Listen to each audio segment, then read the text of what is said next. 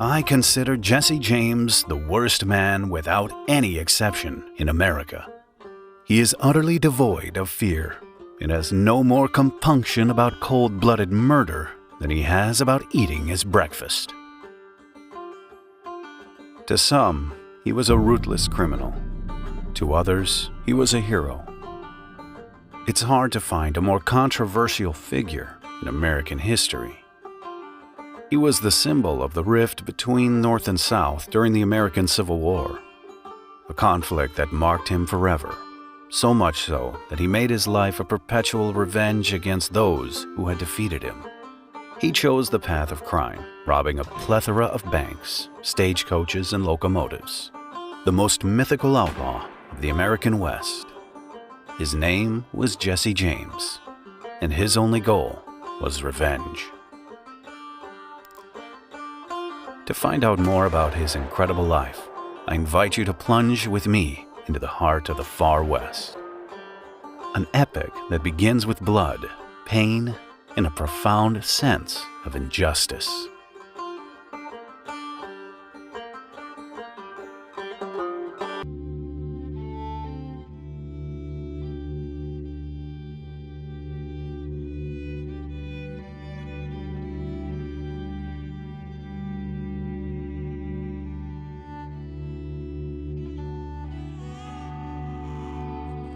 Jesse Woodson James was born on September 5, 1847, in Clay County, Missouri.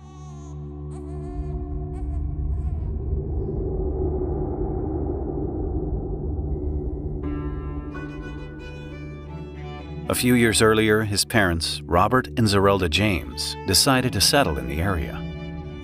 They lived in a modest three-room house with their children, Frank, the eldest, Jesse, and Susan, the youngest.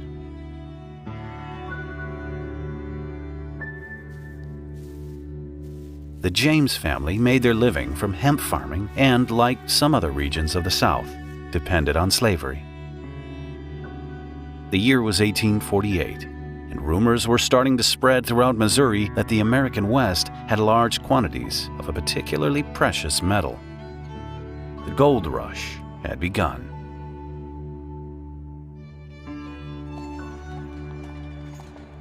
Many people left for California in search of their fortune, and Robert James, Jesse's father, was one of them. Alas, in September 1850, fate would have him leave his life behind. In the gold fields of the West, he fell ill and died far from his family, leaving 3-year-old Jesse an orphan.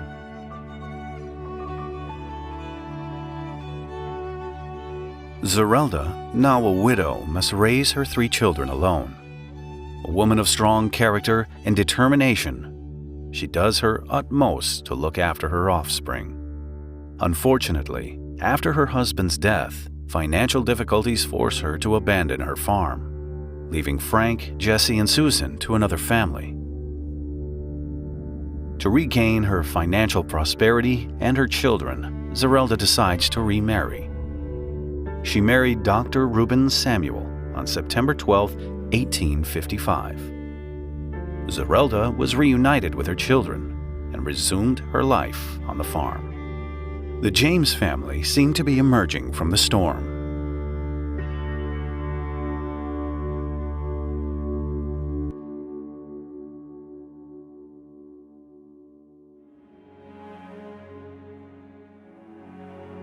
In the fall of 1860, Jesse James was 13.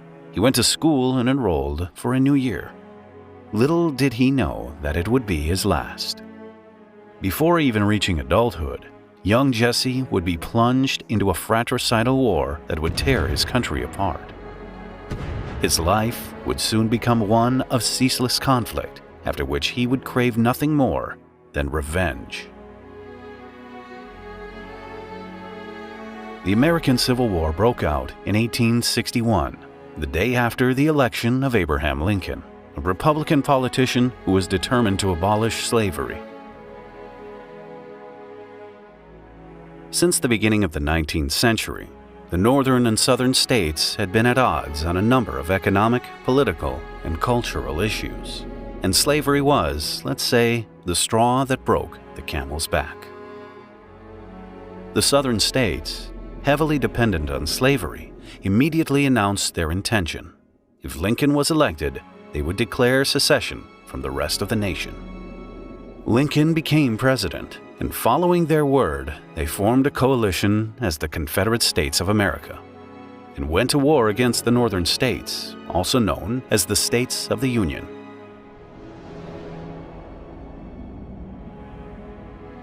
The James family, attached to Southern values and owners of 7 slaves, naturally sided with the Confederate States. So much so that Jesse's 18-year-old brother Frank left to fight the Union in early 1861. Jesse, only 13 at the time, was obviously far too young to enlist. For Frank, however, the war was short-lived, as he was taken prisoner by Union troops, then paroled and sent home. At this time, Missouri found itself in the midst of the Civil War, divided in two, the Unionists in one and the Confederates in the other.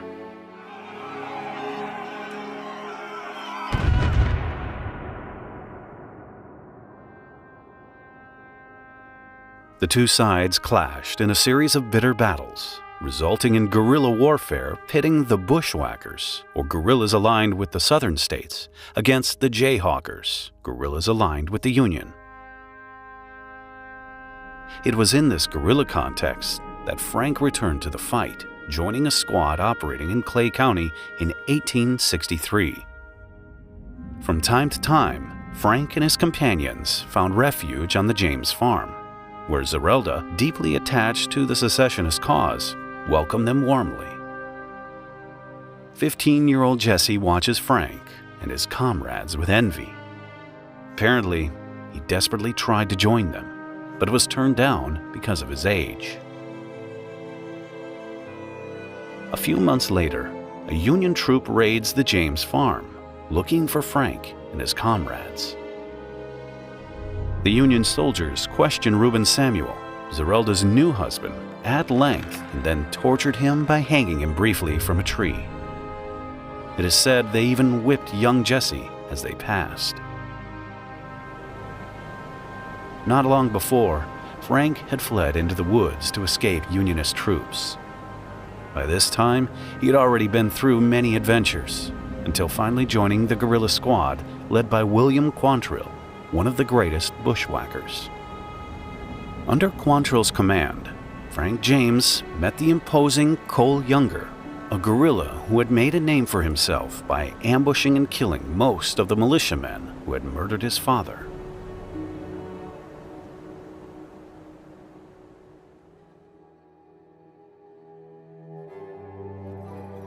Frank followed Quantrill until the spring of 1864, where he joined another squad of bushwhackers commanded by Fletch Taylor. It was in this squad that Jesse joined him for the first time in the conflict at the age of just 16.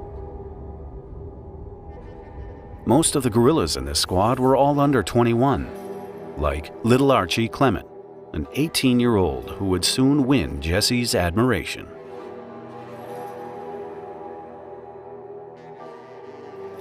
After joining Fletch Taylor's group of bushwhackers, Jesse must quickly adapt to his new life. He's just joined a war where anything goes. A purely tactical war in which pain must be inflicted, punished, killed, and destroyed. Every barn and stream is a battlefield. Every civilian an ally or target. By entering this conflict, Jesse James has in fact embarked on a race to find and kill as many enemies as possible. Archie Clement became one of his mentors. At first, he and his fellow guerrillas mocked Jesse for his lack of confidence. But when the younger soldier takes part in his first kills, he earns everyone's respect. He is the keenest and cleanest fighter in the command, says one of his fellow soldiers. But as soon as he enters the conflict, a feeling of revenge already haunts him. Legend has it that he now sets out to find the militiamen who beat him at the James farm.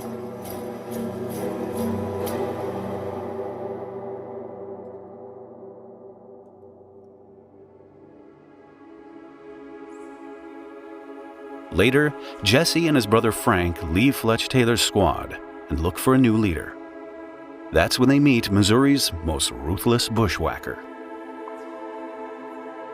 William Anderson, nicknamed Bloody Bill. Like Archie Clement, Bloody Bill Anderson becomes a role model for Jesse, and now that he's joined his troop, he's in the most dangerous guerrilla organization in Missouri.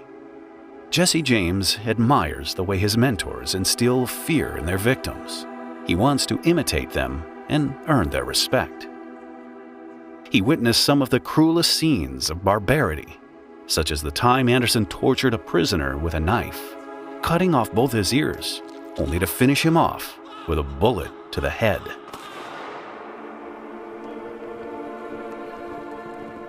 In the summer of 1864, young Jesse suffered his first serious injury. He was trotting along on horseback with his older brother when he spotted a pretty saddle on a fence. His own saddle was in rather poor condition, so he decided to steal it and reached for it. But just as he put his hands on it, he hears a thud, and a bullet pierces his chest. Jesse James suffered greatly from this wound, so much that he reportedly told a friend that he wanted the Unionists to capture him and end his life.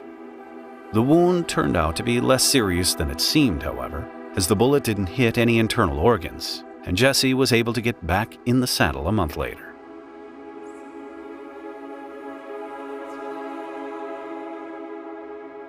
It was September 27, 1864, and one of the most heinous events of the American Civil War was about to take place. At the origin of this massacre is the Bloody Bill Anderson Guerrilla Squad, to which Jesse and Frank belong. The setting is Centralia, Missouri. This small town, built around a Union cargo depot, is a strategic point for secessionist guerrillas. Anderson and his men planned to cut the railroad line. It is 9 a.m. when Bloody Bill Anderson, accompanied by 80 guerrillas, including Jesse and his brother Frank, enters Centralia. They loot everything they find and then block the railway track. As the locomotive approaches, the guerrillas stop it and invade it, separating the 125 passengers between civilians and soldiers. 24 Union militiamen are on board, all on leave to go home. But Bloody Bill Anderson decides otherwise. He orders the Union soldiers to line up and declares, "From this time forward, I ask no quarter and give none. Every Federal soldier on whom I put my fingers shall die like a dog. If I get into your clutches, I expect death. You are all to be killed and sent to hell. That is the way every damned soldier shall be served who falls into my hands." The men of Anderson then open fire and kill all the Union soldiers. The bodies are then scalped, mutilated, and the train is set on fire. After this massacre, in October 1864, General Anderson seems to reap the fruit of his actions and is shot in turn during an ambush. Following this event, the James brothers go their separate ways. Frank reunites with General Quantrill in Kentucky, while Jesse goes to Texas under the command of Archie Clement, a former lieutenant of Anderson. Jesse James, at the age of 17, is again seriously wounded. As he attempts to surrender near Lexington, Missouri, he is shot again in the chest. The .36 caliber bullet lodges directly in his right lung and will remain there for the rest of his life. It takes him several months this time to recover, and it's during his convalescence that the Civil War comes to an end. After 4 years of conflict, the war leaves behind an America more divided than ever. 620,000 soldiers perish on both sides, The Union emerges victorious from the conflict, while the Confederate States must settle for a bitter defeat. The so-called Reconstruction Plan will soon dismantle the great wheel of slavery that had been driving the Southern economy until then. The state of Missouri, where the James family lives, is one of the most affected. Clashes between rebels and Unionists have left the Midwest lands in turmoil. About 1 in 3 citizens have been killed in combat, murdered at home, driven away by guerrilla warfare, or simply moved to a safer place. At the end of the year 1865, the James brothers return home to join their family. Jesse has recovered from his injury, and the war has come to an end. He has seen his camp defeated after a long and bloody confrontation, and the defeat, along with its consequences for the South, does not satisfy him. A sense of vengeance haunts him again. The war has not only fractured his country, but also left his family with nothing. Surrendering was unthinkable for Jesse. He had to continue the fight.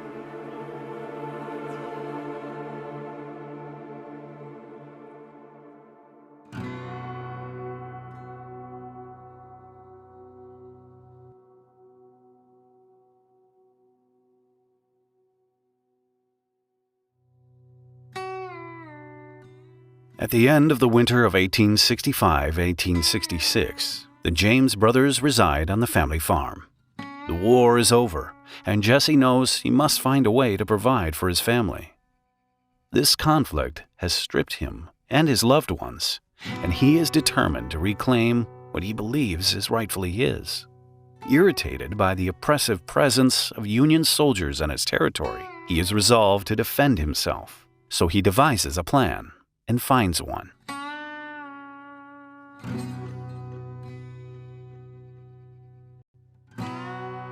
Jesse knows that banks primarily hold the wealth of the North, even in Southern banks.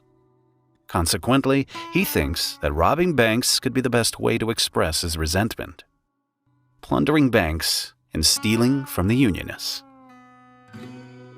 It's the perfect target for Jesse, especially since, at the time, banks have minimal security.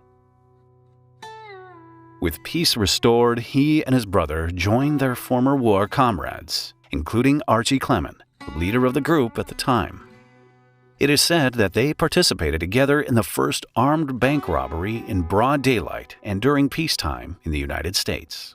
Their target, the Clay County Savings Association in the city of Liberty, Missouri. This bank belongs to a Unionist, and the bandits plunder it on February 13, 1866, leaving with a loot of $60,000, equivalent to nearly $1 million today, and killing a passerby outside the bank during their escape. Jesse James, equally interested in political symbolism as in money, has just won his first revenge against the North. The Unionist owner of the bank, furious, then promises a reward of $5,000 for the capture of the criminals. The crime makes headlines in newspapers throughout the state, and for the first time, Jesse James is a wanted criminal. Then an event occurs that intensifies his bitterness towards the Northerners. Archie Clement, his mentor, combat companion, and best friend, is killed on December 13, 1866, by the state militia. For Jesse, it is a terrible loss, and he will take a long time to recover. After Archie's death, Jesse takes the reins and rises in power. He is about to shake the entire nation, but no one knows it yet. Indeed, in the months following the disappearance of their leader, Archie Clement, Jesse and his accomplices continue the armed robberies. They carry out bank heists over the next 2 years. One of them takes place in early March 1868. At that time, the James brothers, accompanied by Cole Younger and 4 other former guerrillas, decide to rob a bank in Russellville, Kentucky. Apparently, there was a particularly rich and vulnerable bank there. Unlike the Clay County Savings Association, this time the attack has no political purpose. The bandits scout the location, and when they are ready, they take action. During the heist, a citizen of Russellville is shot, and the gangsters leave with a loot of $9,000 in bills and $3,000 in gold coins, a notable feat for the outlaws. Then comes the robbery of the Davis County Savings Association in Gallatin, Missouri, the robbery that will truly bring Jesse James into the spotlight.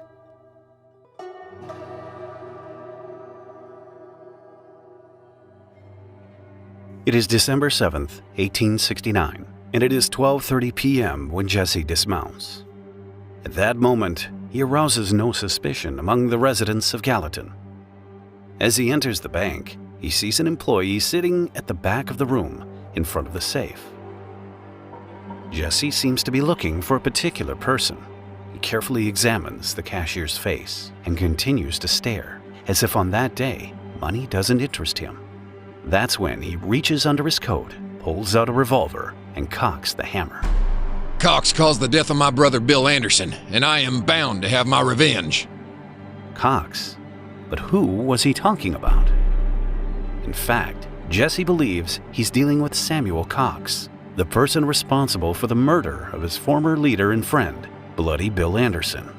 Except he got the wrong man. The person in front of him has nothing to do with this Cox. But unaware of this, he continues his action and pulls the trigger. The bullet then pierces the heart of the cashier, and before he topples from his chair, Jesse aims at his forehead and fires a second time. The screams of the victim reverberating outside, it's time for the bandits to flee. They grab the wallet left on the dead cashier's desk and make their escape.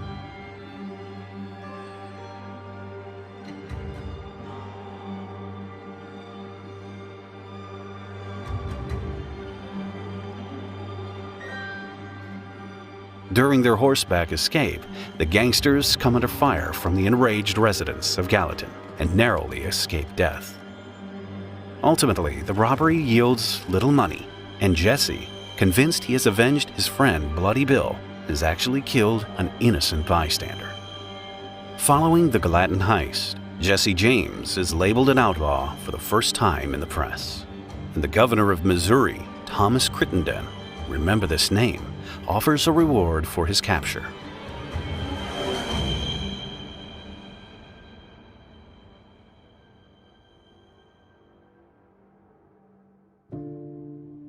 It's after this tragic incident that the legend of Jesse James begins to take root, thanks to one man, John Newman Edwards, the founder of the Kansas City Times, a Missouri newspaper. Indeed, it is hard to talk about Jesse James without mentioning John Edwards. Without him, Jesse James would likely have fallen into oblivion, like so many other criminals. A staunch supporter of the Confederate cause, Edwards seeks a way to promote his political ideologies. Upon discovering Jesse James, he sees in him the best way to do so. After the Gallatin murder, he then partners with the outlaw and promotes his exploits in the newspaper through numerous letters that Jesse himself writes. In these letters, the young rebel asserts his innocence to the public, and over time, the tone of his writings becomes increasingly political. Jesse praises the Confederate cause and denounces the policies of his enemies. Edwards will then say of Jesse, "There is always a smile on his lips, and a graceful word or compliment for all with whom he comes in contact. Jesse laughs at everything, frank at nothing at all. Jesse is light-hearted, reckless, devil-may-care, frank, sober, sedate, a dangerous man, always in ambush in the midst of society. Jesse knows there is a price upon his head and discusses the whys and wherefores of it. Frank knows it too, but it chafes him sorely.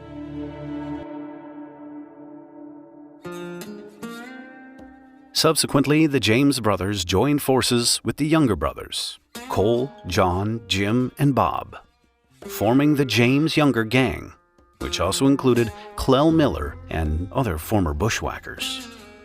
With their new gang, Jesse continued his robberies.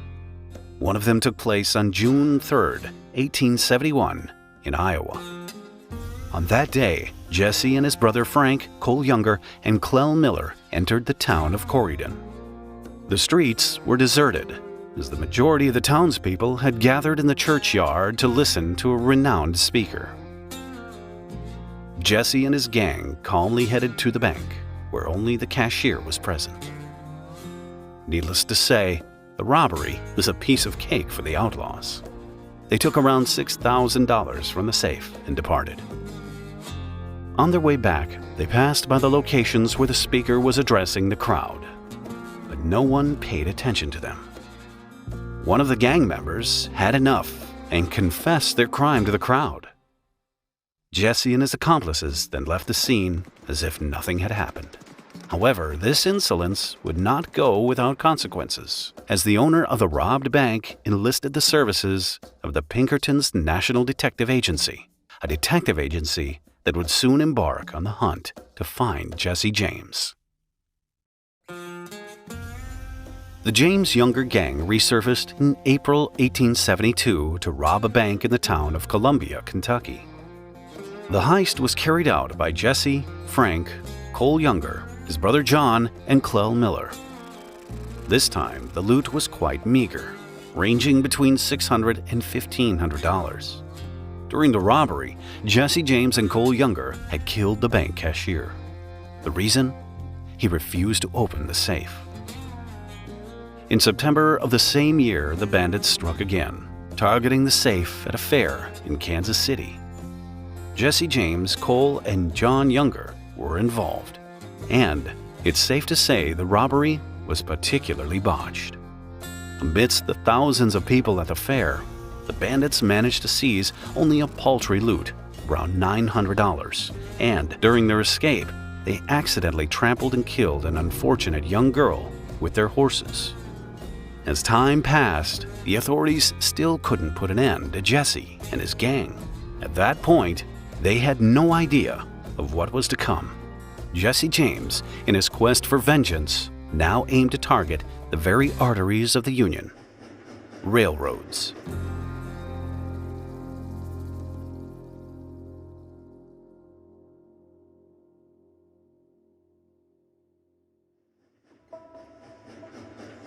In the 1870s, railroads were rapidly expanding and developing throughout the United States. Jesse viewed this development unfavorably, considering it another form of oppression of the South by the North. So, he decided to make it his next target. At the time, locomotives were vulnerable due to traveling on a single track, and most of them were defenseless. Considering that a significant amount of Northern money flowed through this means of transport, it's no wonder Confederate outlaws targeted it. It was the perfect prey. Their first train robbery took place on July 21, 1873, west of Adair, deep in Iowa. Jesse, Frank, the Younger brothers, Clell Miller, Charlie Pitts, and Bill Chadwell headed towards an isolated stretch of railroad. Their target? The Chicago, Rock Island, and Pacific Railroad train. The location they chose was ideal because the railroad formed a curve, inevitably forcing the train to slow down. Armed with a crowbar and a hammer, they prepared sabotage in the railroad track and then hid about 15 meters away, waiting for the locomotive's arrival. It was 8:30 p.m. when the steam engine approached. It was the bandits' moment to activate their sabotage. They pulled a rope connected to a rail to divert it from the track. As the train approached the bend and the removed rail, it braked abruptly. But it was too late. The criminals opened fire, causing some of the cars to overturn. The train engineer died on the spot, crushed by the locomotive. The gangsters, shocked by what they had just witnessed, wasted no time and immediately followed their plan. To carry out this robbery, the outlaws chose a rather astonishing disguise. They all wore masks depicting the Ku Klux Klan. Jesse took care of the safe. He jumped into the express car, removed his mask, and pointed his revolver at the guard. If you don't open the safe or give me the key, I'll blow your brains out. The key was handed over to him without resistance, and Jesse found a much less substantial loot than the gang had anticipated, about $2,337. After that, the bandits got back in the saddle and fled south. The entire robbery had lasted just 10 short minutes. The railroad company that was robbed offered a $5,000 reward for their capture, and the heist made headlines nationwide. During this train attack, one of the outlaws is said to have addressed the passengers. We're none of your petty thieves. We're bold robbers. We're robbing the rich for the poor. We don't want to hurt you. Jesse and his gang seemed to want to adopt the image of Robin Hood, those who avenge the poor workers against the large and wealthy companies. A generous speech at first glance, but their choice of disguise that day did not sit well with a portion of the American population.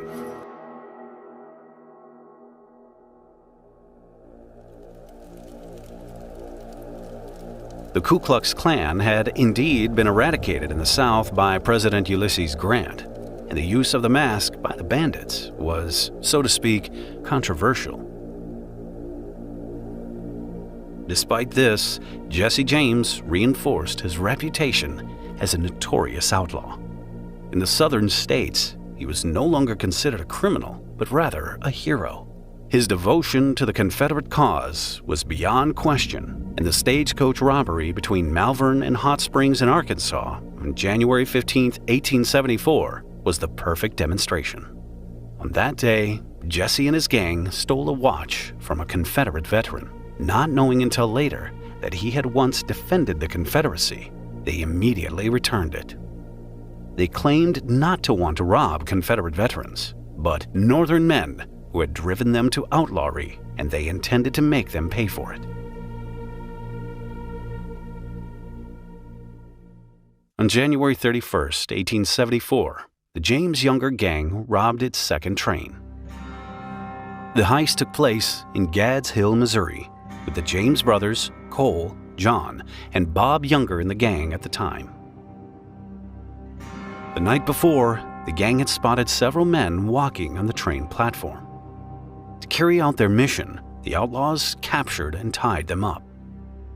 Then, they obtained a red flag used to signal an impending danger and waited for the train to arrive. Apparently, it was carrying a significant amount of cash. The locomotive arrived an hour and a half late, and the bandits had waited for long hours in the January cold. But they were ready. One of them waved the red flag, forcing the train to slow down. The conductor came out to see what was happening, when suddenly, one of the bandits stepped forward, grabbed him by the collar, and pressed a revolver against his face. Stand still or I'll blow the top of your head off. Then the outlaw turned toward the locomotive where the passengers were and said, If a shot is fired out of the car, I'll kill the conductor. Just like their heist in Iowa, the gangsters donned masks depicting the Ku Klux Klan.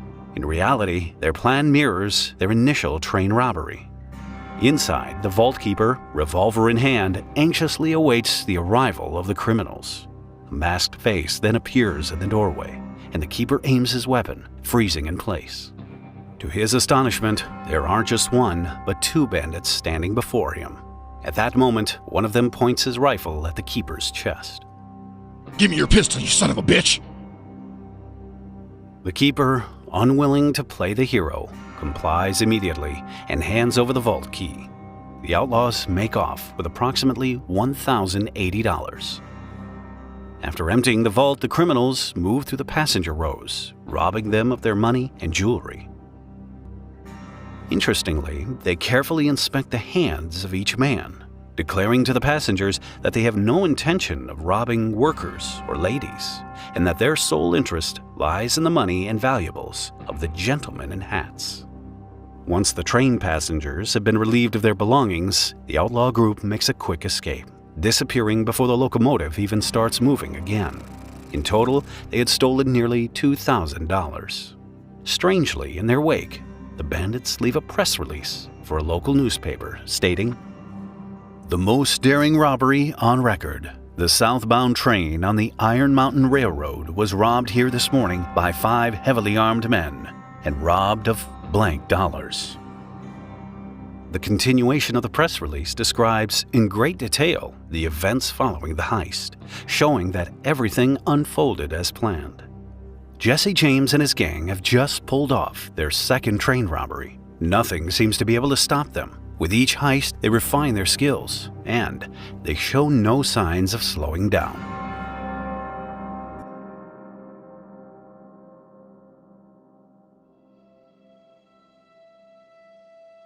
Now recall the Pinkerton Detective Agency. The detective agency dispatched by the owner of the bank robbed in Corydon, Iowa.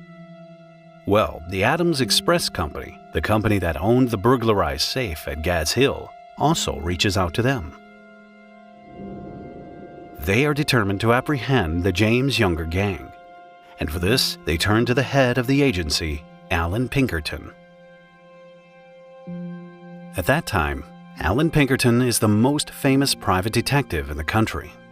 He gained prominence during the Civil War for ensuring Abraham Lincoln's safety in Washington and thwarting an assassination plot against him. The staunch Unionist, vehemently opposed to slavery, established his agency in the 1850s. The goal of the Pinkerton Agency, a precursor to the FBI and CIA, is to spy on and track professional criminals. One of its greatest achievements occurred in 1868 when it captured and defeated the Reno Gang, a band of outlaws known for committing the first 3 train robberies in peacetime in U.S. history.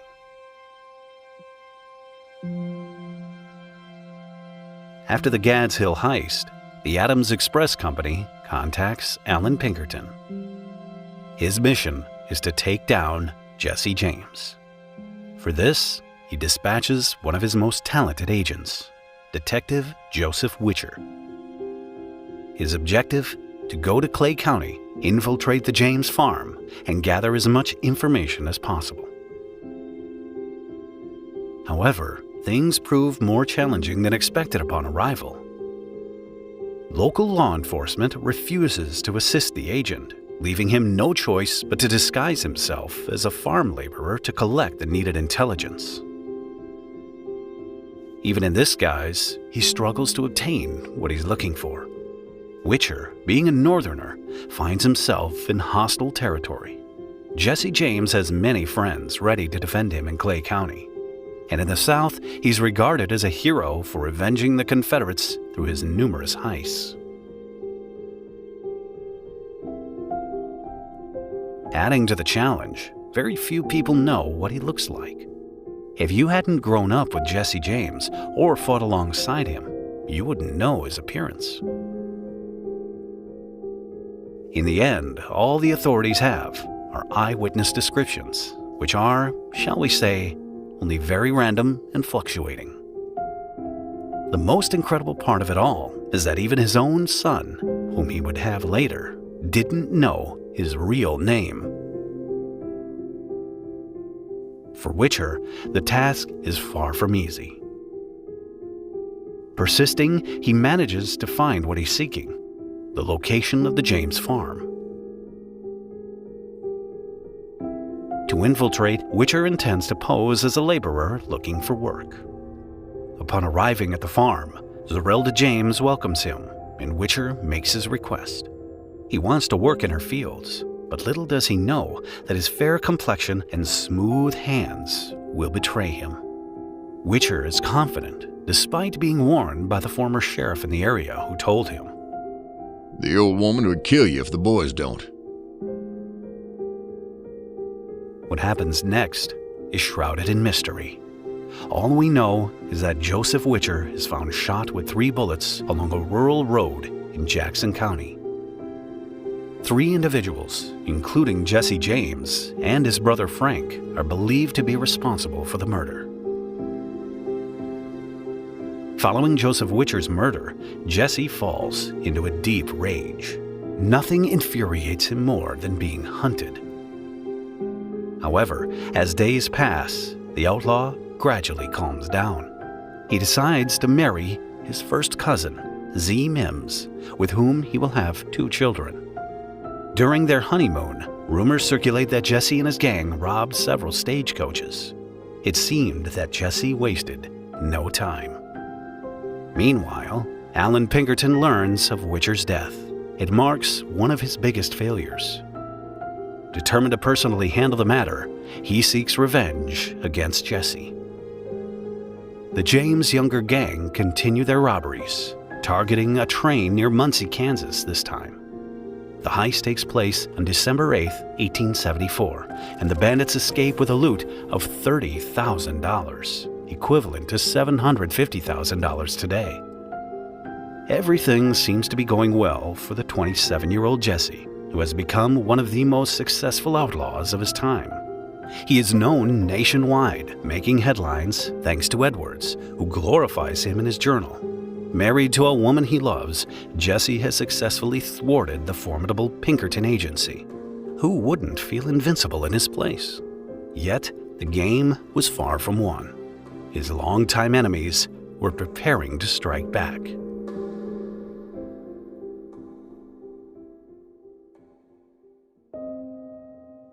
After Joseph Witcher's murder and his humiliating defeat, Alan Pinkerton, head of the prominent private detective agency, is determined not to let it rest.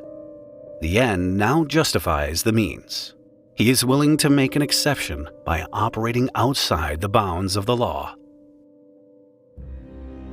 Everything unfolds on the night of January 25, 1875, when a group of agents dispatched by Alan Pinkerton surrounds the James farm, throws a bomb, and blows up the house in the hope of finding Jesse.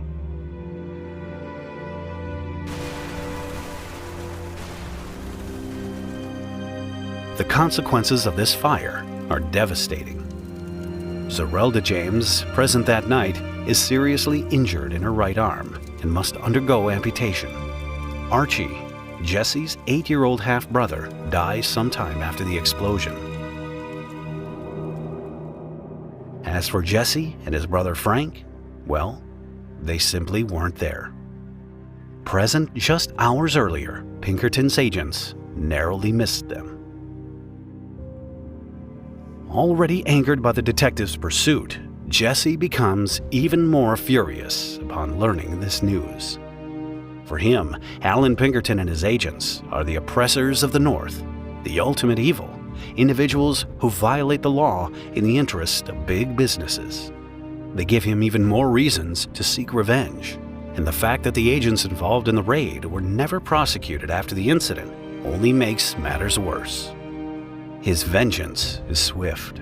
On April 12, 1875, Jesse shoots Daniel Askew, a neighbor of the James farm and a former Union militiaman who aided Pinkerton's detectives during the raid.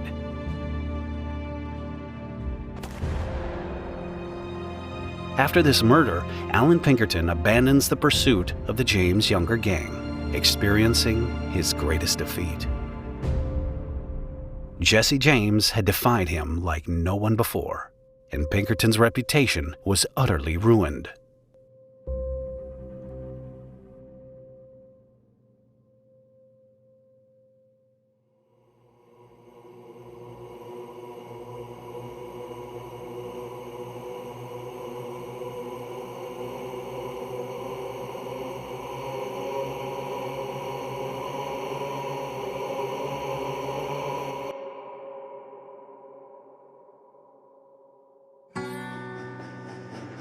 Following Alan Pinkerton's abandonment, the outlaws continue their heists. They now plan to rob a train near Otterville, Missouri. In the gang are Jesse and Frank James, Cole and Bob Younger, Clell Miller, Charlie Pitts, Bill Chadwell, and a newcomer named Hobbs Carey. The robbery takes place on July 7, 1876. Their loot amounted to $18,300. A significant sum of money intended to fund the outlaws' journey to Minnesota. Why Minnesota? Well, it had been over a month since Jesse and his gang had been planning a rather audacious bank heist.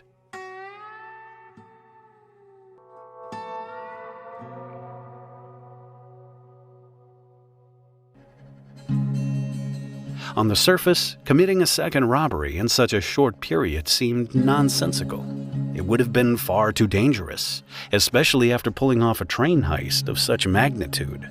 In reality, it appeared that the outlaws were not interested in the money at that moment. No, their motivation was quite different. They now wanted to get down to business and strike at the heart of the enemy. The long-planned scheme by the James Younger gang is put into action 2 months after the Otterville robbery. The D-Day is set for September 7th, 1876. Jesse and his accomplices are en route to a peaceful town in Minnesota. The idea for the heist came from Jesse James and Bob Younger. They were going to rob the First National Bank of Northfield. A rather surprising target, as it was far from their usual territory and in enemy territory in the north. Frank James and Cole Younger would try to dissuade their younger brothers from committing the unthinkable, but they would not succeed. Jesse's personal vendetta seemed to have no bounds.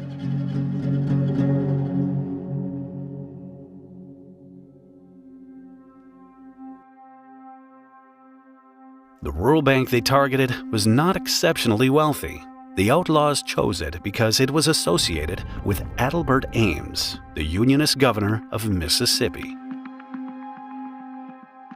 Present in the gang that day were Jesse, Frank, Cole, Jim and Bob Younger, Clell Miller, Charlie Pitts, and Bill Chadwell. To carry out this incredible heist, the bandits decided to split into 3 groups. One that would enter the First National Bank, another that would stand guard outside, and the last whose mission was to protect their pre-planned escape route. Jesse and Bob volunteered to enter the bank, as they were the ones who organized the heist. Frank joined them as well. Cole Younger and Clell Miller positioned themselves outside the bank to monitor the area. Jim Younger, Charlie Pitts, and Bill Chadwell were tasked with covering the rear guard.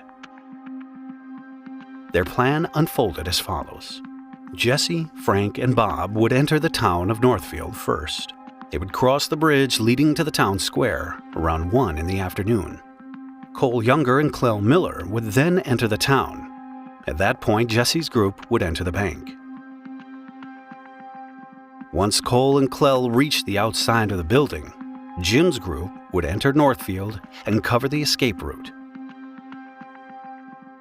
After completing the robbery, the outlaws would gather at the exit point. Bill, Clell, and Bob would then destroy the telegraph lines, and the gang would make their escape. Finally, it was decided that no citizen should be killed. If someone shot at them, they would wound them in return, but under no circumstances were there to be any deaths.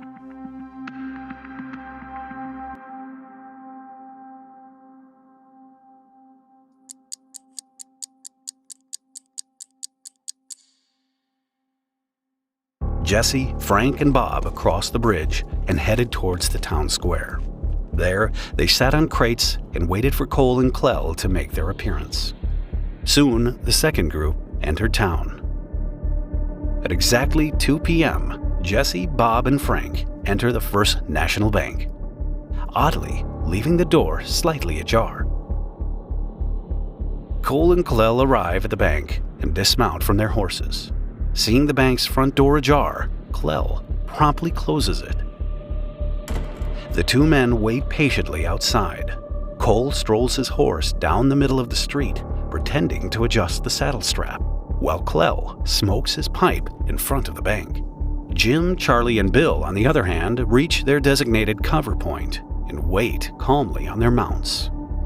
Inside the bank, Jesse and his accomplices spot the 3 employees. Alonzo Bunker, the teller, Joseph Lee Haywood, the acting cashier, and Frank Wilcox, the accountant. Immediately, they drew their weapons and point them at the employees. Throw up your hands, for we intend to rob the bank. And if you holler, we will blow your goddamn brains out. Then the trio of outlaws jumps over the counter.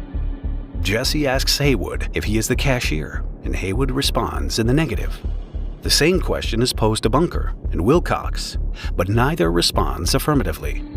Jesse then directs his attention to Haywood. You are the cashier. Now open the safe, you goddamn son of a bitch.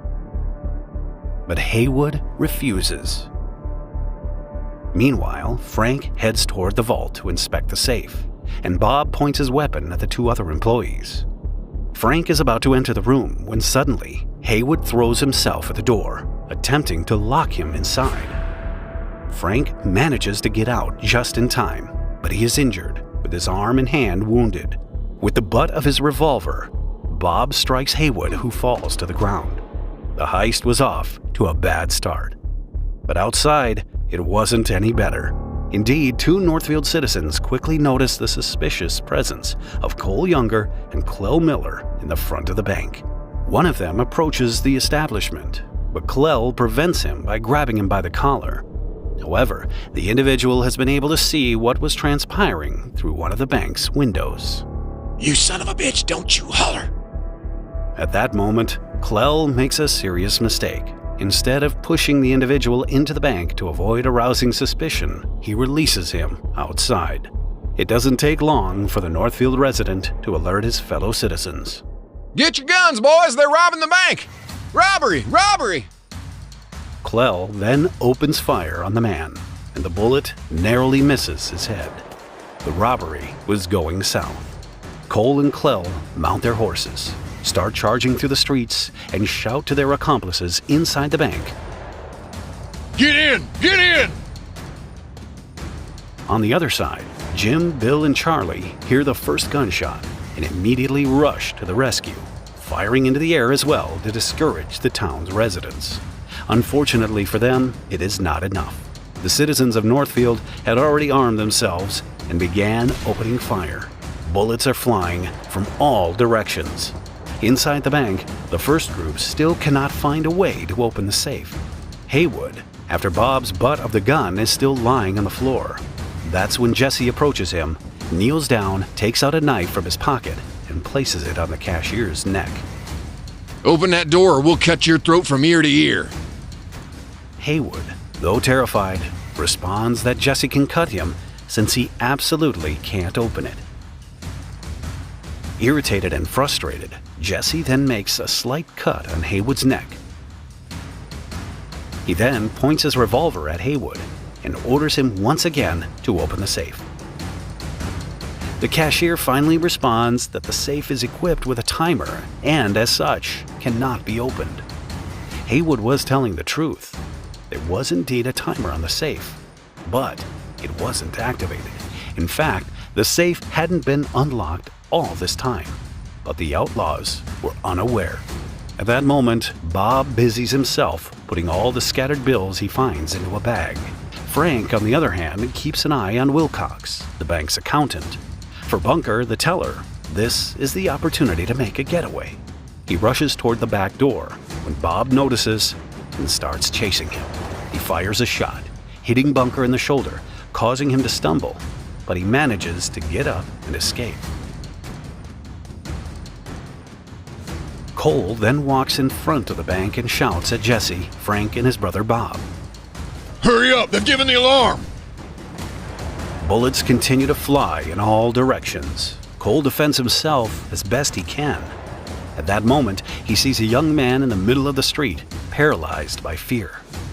On his horse, Cole, who is right next to him, shouts at him. Get off the damn street! Unfortunately, the young man, a Swedish immigrant, neither spoke nor understood English, so he couldn't grasp what Cole was saying. He then receives a bullet to the head and dies a few days later. Meanwhile, Clell Miller rides to the bank to tell Jesse and the others to hurry up, but when he leaves and gets back on his horse, he gets shot. Clell screams in pain, but continues to fire his revolvers nonetheless. Cole and Jim, on the other hand, each receive a bullet to the left shoulder. They're killing our men! Get out here! Inside, Jesse is furious. He had fired a shot into the ground and narrowly missed Haywood's head, but it's too much for Bob, who decides to abandon the heist. With his bag of money, he runs outside. Jesse follows, and Frank brings up the rear. At the moment of leaving the bank, Frank claims to have seen Haywood get up, pull out a small caliber pistol, and aim it at him. With a quick motion, he blows the cashier's brains out. Once outside, Jesse and Frank mount their horses and begin to charge down the street where bullets are still flying. Ultimately, the James Younger Gang, or what's left of it, manages to leave the town of Northfield.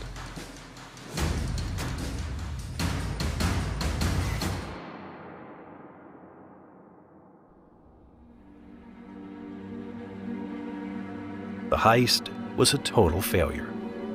Clell Miller and Bill Chadwell had been killed, and they had stolen a mere $26. Their ordeal, however, was far from over. The largest manhunt in the history of the United States was about to begin.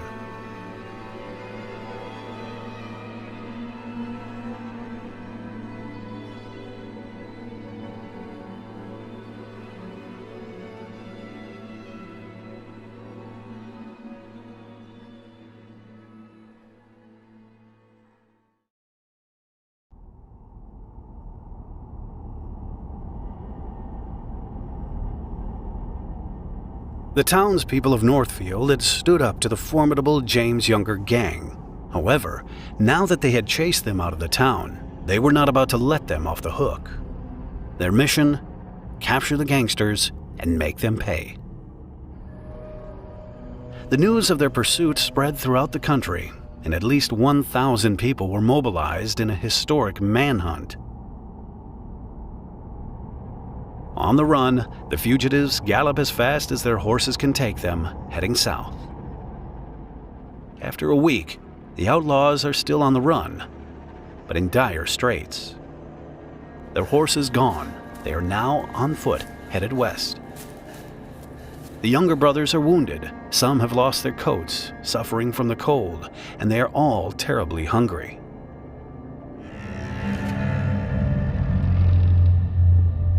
The bandits decide to split into two groups, Jesse and Frank on one side, and the rest on the other.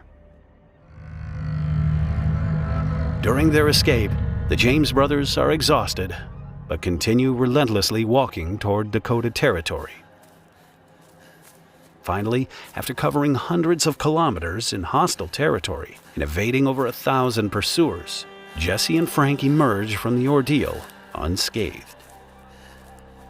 The same cannot be said for their comrades. Charlie Pitts, Bob, and Cole Younger, suffering from hunger, are too careless in their escape and are all caught by the authorities.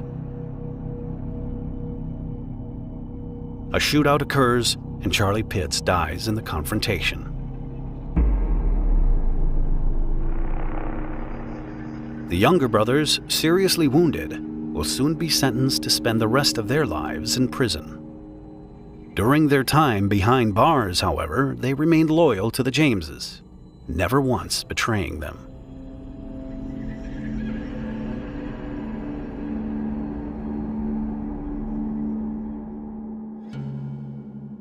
Under new identities, Jesse and Frank spend the next 3 years living peacefully in Nashville, Tennessee. For Frank, it's an enjoyable lifestyle, finding fulfillment as a farmer. For Jesse, however, it is far from the case. He simply cannot adapt to his new life. Having experienced his first major defeat as an outlaw, his desire for revenge hasn't diminished. He then forms a gang and resumes his fight, without Frank, who will partially retire in the meantime. Jesse's new gang carries out some heists, but it's not like before. His men are not as seasoned as his former guerrilla comrades. They turn against each other and quickly get captured.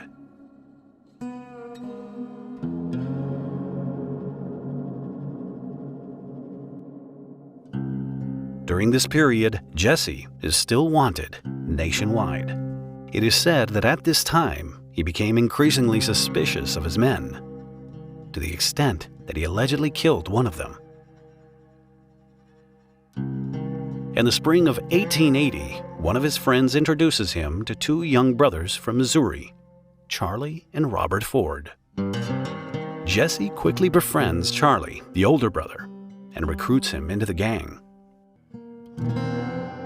The heists continue, and there comes a time when the gang is so diminished that it only has two members left, Jesse James and Charlie Ford.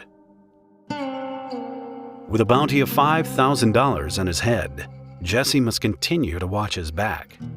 Having only Charlie by his side, he is not entirely reassured. Moreover, intending to rob a bank in Platte City, he absolutely needs an additional trustworthy man. He finds this man in the person of Charlie's brother, Robert Ford. However, what Jesse doesn't know is that Robert Ford had conducted secret negotiations with the governor of Missouri, Thomas Crittenden. Recall him? We mentioned him earlier. Crittenden had made the capture of Jesse his top priority, offering Robert Ford a huge reward in exchange. Robert had accepted, and now that he was in Jesse's ranks, he needed to take action. Robert thus informs his older brother, Charlie. Both overwhelmed by fear, they realize how difficult the task ahead will be. Charlie said, Well, I knew he was quicker than I, and I would not try it when he had his arms on. He was so watchful, no man could get the drop on him. Although intimidated, Charlie and Robert Ford persist in their mission, waiting for the right moment to accomplish the impossible.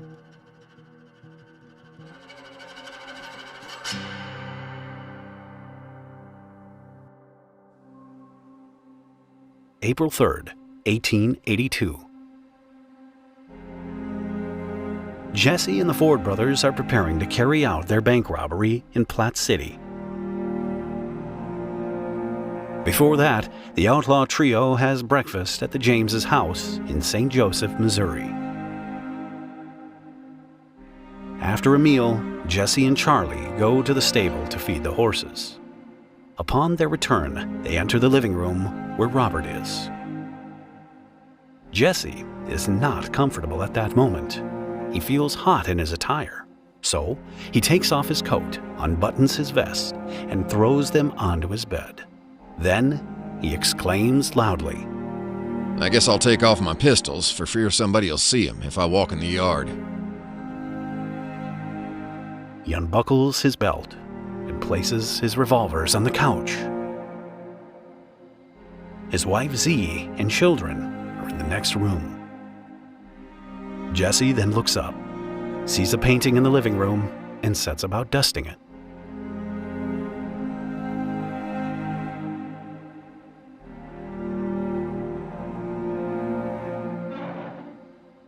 Jesse James suddenly hears a sound that is all too familiar. Robert Ford has just cocked the hammer of his revolver. Jesse turns around, but the shot has already been fired. The bullet hits him just behind the head. The Ford brothers have succeeded. They have just killed the most wanted man in America.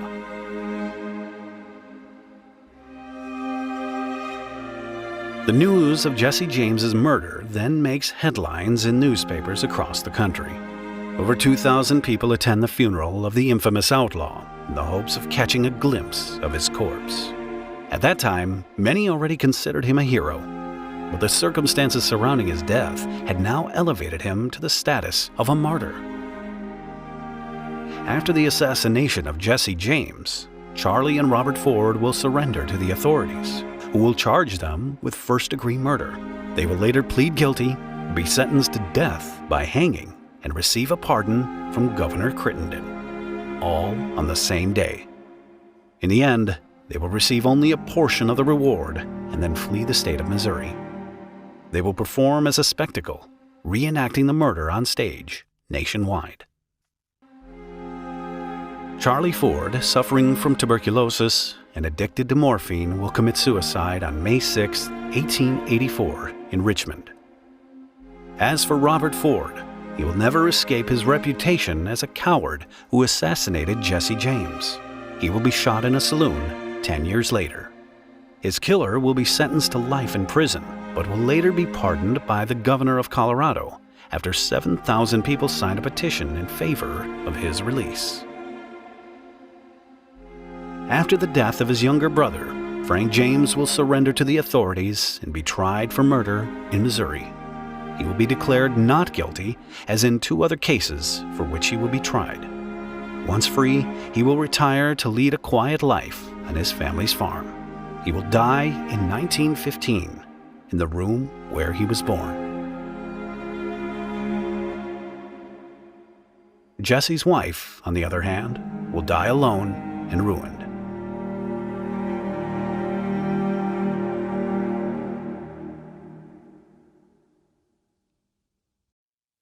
Jesse James was, therefore, a much more complex character than one might have thought.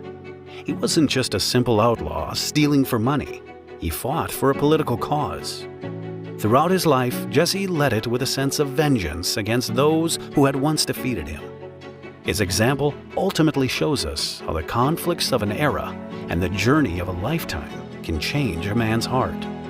What is certain in that story, as tragic as it is fascinating, will be told with passion for many years to come.